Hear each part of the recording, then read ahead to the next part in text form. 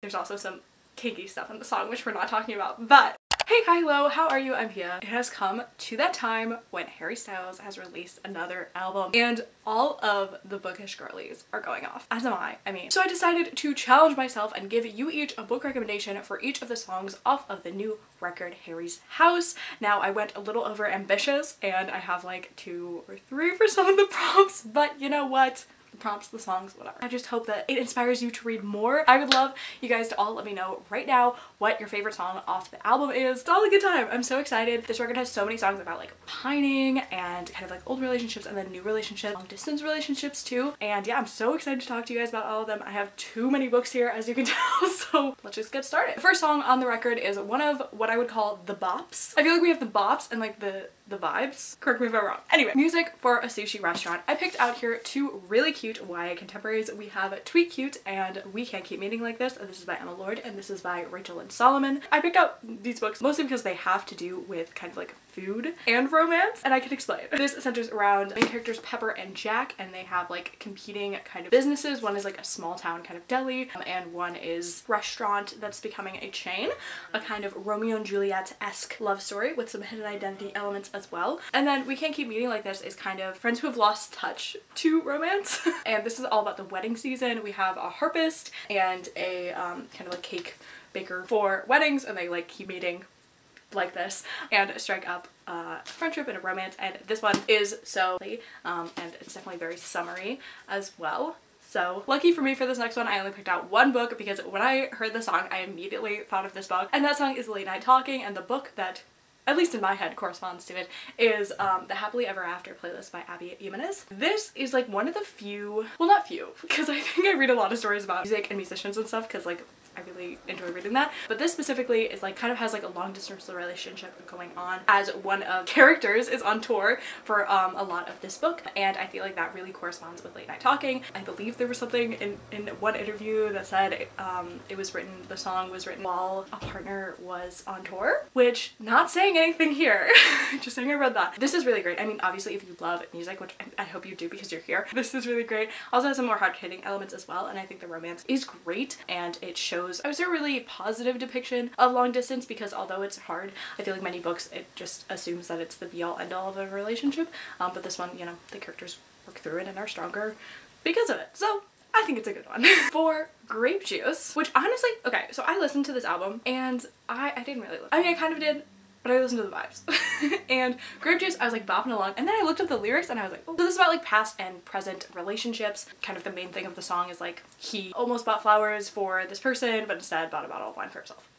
Cool. Here's my book, Writers and Lovers. This deals with kind of like contemporary fiction, almost literary fiction, about a writer, and she does have these kind of 2 relationships kind of going on, 2 very different kind of men in her life. I thought that dynamic and kind of the other things that are going on with this, I mean, it's kind of like a heavier book. It deals with like grief, felt like really fit the, not so much the sound of the song, but more so the lyrics of kind of leaving things of the past and moving on with different directions in your life, as it was the pop bop of the century. Truly, I'm honestly tired of this song. I'm really not gonna lie to you, I'm tired of it. I've heard it on TikTok like 1,700 times. It was great the first 1,500. I'm tired. Anyway, for As It Was, I picked out 2 books that are very similar, which is why I picked out them. First I have Liza and Her Monsters, and then I have Radio Silence. This is by Francesca Zappia and this is by Alice Oseman. They have very similar premises, so I'll talk about them kind of in conjunction. Although they're not the same story by any means, I love both of them, so I'm able to say that they are very similar while also saying that they're really great, and I would recommend reading both of them. So we have characters that are kind of more living in their own world, in their own head, or for both of these it's kind of like art or a podcast and things like that, and something happens in which that is no longer a secret and is no longer hidden and changes kind of their entire world and how they're seen and how they kind of see themselves, their art, their ambition, and things like that. And I find those questions super interesting, especially in this age of like everyone's an influencer, and kind of questioning whether or not you should allow those people to stay anonymous and stay kind of able to hide behind their craft, or whether or not they should be able to have the choice to be more vocal about the things that they're doing and creating and the success that they have. So I think these 2 both play around with those kinds of ideas. This is one of the few books on this list that I actually don't physically own. I had an arc of it, and I think that's why. I tried to pick mostly all books that like I love. That's kind of the hard things about doing these types of videos is I could pick a book that would go really well with a song, but I either hadn't read it or didn't like it. So I don't want to recommend you something that I haven't read or didn't like. For Daylight, I wanted to go with a second chance romance, so I picked The X Hacks. This is one I read relatively recently, like I said, and it is witchy. I tried to stay in a contemporary realm, but you know, for us witchy gals, why not go off? This is about these two witches, I guess, who kind of had a fling when they were like 19 or something, and then they hadn't seen each other for, I want to say, like 6 years or something like that, and one is coming back into town to kind of like reset ley lines or something. I don't know. A lot of like mishaps and shenanigans are going along with that, as well as them kind of like rekindling their romance. And I felt like Daylight was a really great like second chance kind of romance, like realizing someone was meant for you kind of song. For Little Freak, I picked out two romances. First here is People We Meet on Vacation, and second is The Fletcher by Beth O'Leary, and this is by Emily Henry. So both of these books deal with like talking about a past relationship. This one is kind of, again, a kind of second chance romance, you could label it as, but I wouldn't really call it that. It is about two friends, Poppy and Alex, who have been friends forever. They keep going on vacations every single year, and then 1 year on a vacation, something happens. I won't tell you what that is, but it makes them not talk until they go on vacation together again. So almost like explaining why this works for the song is a spoiler, so I won't do that. In both cases, this could be about a relationship that possibly could have slipped through the fingers, but didn't. Because every story has a happy ending. Like, what do you mean? And then for The Flatshare, I didn't really see it as that. I thought of it more as, for this book, I took a completely different take on that idea of a past relationship and kind of like looking at it through rose-tinted glasses, because this has a character who suffered in a toxic and abusive relationship, and that character, that person, is kind of still poking their head into her life and her business. So I kind of took a really different approach to the song. For Matilda, the song that makes everyone cry, I picked out A Heart in the Body of the World. This is a book that made me cry, so I felt like that was appropriate. But no, this is an incredible book about the journey of a girl, kind of, I mean, she's running across the country because I don't know from where to where, from DC to Seattle to DC, okay, there. But she is doing this to process this grief, anger, frustration, and trauma that she's going through, and I really wanted to think about a very character-driven story, a very emotional story, especially for this song, so that is the one that I went for. This was my favorite book of last year, so if that tells you anything, I absolutely adore this book. I think something hard-hitting really matches up with the lyrics of this song, and I really could have picked up Roald Dahl's Matilda, but I'm trying to be different here. Also, another one is Hello Girls by Brittany Cavallaro and Emily Henry, which is kind of like it's kind of like Thelma and Louise, two girls escaping from kind of oppressive situations and environments. I thought could also go in a very different direction, but is similar to the song as well. Okay, for cinema, some of these songs don't have a lot to work with, and so I tried to kind of find like something that was cinema adjacent. I actually don't read a lot of books about movie stars or romances about movie stars, but I mean, I just feel like I can't recommend this book because everyone has read it, and if you haven't read it, you own it and you want to read it. So Evelyn Hugo, it's about a movie star in the golden age of Hollywood. You know, okay? So not saying whatever did this book. It's just, I don't like talking about the same things everyone's talking about, so. But for an alternative, if you already read that book, which I'm sure you have, when you get the chance, by Oh Lord, this is a recent release actually. Did I just mention an Oh Lord book? I did. Well, we know I love her. So this is about an aspiring Broadway actress named Millie, and she is kind of pulling her own Mamma Mia, trying to find her mother because she's trying to get into a prestigious, like, preparatory Broadway school, I guess. There's like a kind of enemies to lovers romance in here as well, and it's really short. It flies by. I wish there was more. I wanted to go with something cute and fun that was like cinema kind of centric, although this is Broadway, but whatever. To kind of have this kind of like crush element as well, I thought would be really fun, because like in the song, it's like, oh, I like you.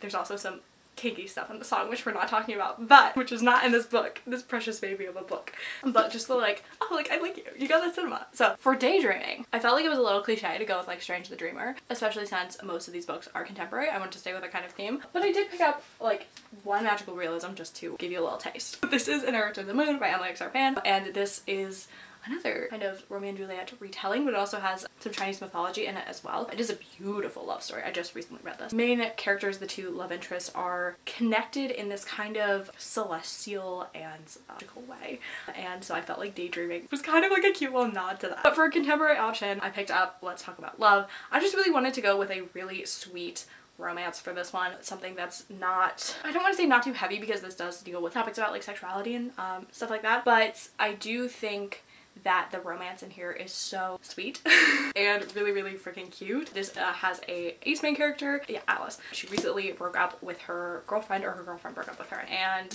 she has sworn off dating, of course, until she meets her new coworker who changes things a little bit. But I really love this. It's like very, you know, very ace positive, which I of course adore. So, and especially for Daydreaming, it's just such a beautiful like kind of ode to someone, and someone that you're involved with or in love with. I have a really good explanation for this one, and I don't want you to think that I'm superficial, but for Keep Driving, I picked out The Road Trip by Beth.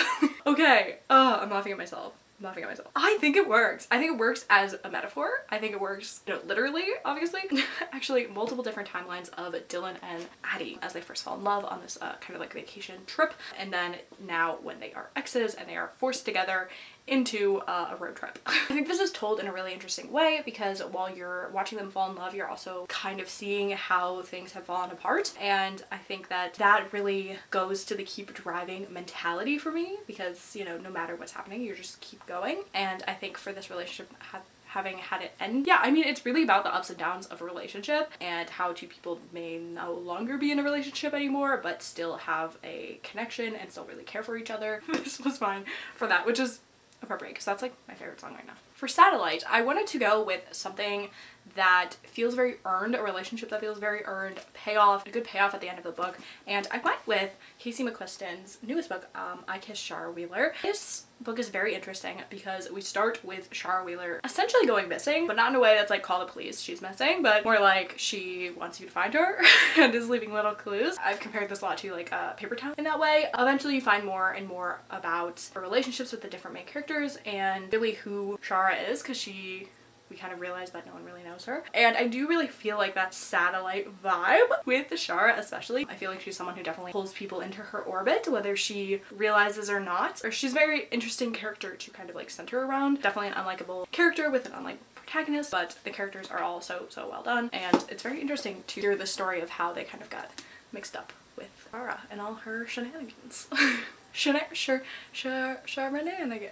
boyfriends, I wanted to pick a song that kind of talked about toxic relationships, abusive relationships. So I went with This Will Be Funny Someday. This is another book that was one of my favorites I read last year. This takes a, you know, a kind of comedic approach. It's by Katie Henry, so nonetheless it is very, I guess, hard-hitting would be a way to describe it, and very important and emotional read at times. And yeah, I mean, I think that for me this was a really great way to touch on such a kind of taboo topic, especially for like teens in emotionally abusive relationships. I feel like you don't hear too much about that, and I really liked that we saw a character kind of be able to leave and kind of like go on with her life in some ways, and find some friends, a new support system, and a lot more comfortable in herself after being worn down from that. It also is really funny. I mean, it's about stand-up, so it's really good. Love of my life. Okay, so I could not find a book about London.